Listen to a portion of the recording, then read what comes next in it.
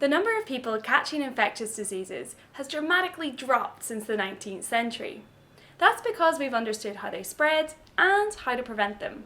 And that's what we're going to learn about today.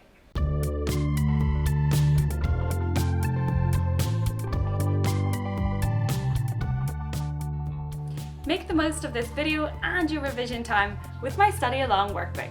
It's got loads of tasks to complete while you watch and exam questions to test what you've learned. The link is in the description below, or head over to emmatheteachy.com. Communicable diseases are ones that can be transmitted from one organism to another, i.e. they are infectious. Pathogens are microorganisms that cause infectious diseases. These include microorganisms from 4 groups. We've got bacteria, viruses, protists, and fungi. You'll learn specific diseases from each group later in this topic. Pathogens can infect plants or animals, and they spread by 3 different methods. The first is direct contact. This is when the infected individual directly touches a healthy individual, and this passes the disease on. This is very common in plant diseases, but can also happen in humans with things like STDs. Secondly, we've got water. Some pathogens can spread in the water and infect the individual when they drink the contaminated water. It enters the body through the digestive system. And thirdly, we've got the air. Many diseases can spread in the air, including droplet infection. When you have a cold and sneeze, millions of droplets containing pathogens are spread into the air, and other people may breathe them in. The majority of communicable diseases are caused by bacteria and viruses. Let's look at these 2 groups of pathogens and how they differ. Bacteria are larger than viruses, and there are many good bacteria that play an important role in our digestive system. It's actually estimated that the average human has roughly the same number of bacterial cells as human cells in their body. It's no surprise then that bacteria can reproduce rapidly in the process of binary fission. They can produce poisons called toxins, and these damage the tissues of the body. This is what actually makes us feel ill. Viruses then are a lot smaller than bacteria. They're teeny tiny, and these actually live inside the body cells of the host. Once there, they also reproduce rapidly, but they require the host's body cell to actually do this. They damage and eventually destroy the host cells. This happens when they've reproduced enough times. They burst out of the cell and infect more cells. There are 4 main ways to reduce the spread of disease. The first is simple hygiene measures.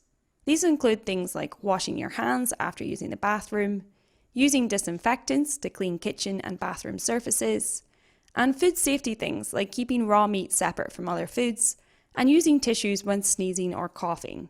This minimizes pathogen spreading in the air. Secondly is destroying vectors.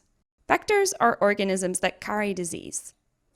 For example, mosquitoes carry the protist that causes malaria. If the mosquito is destroyed, then the disease cannot spread.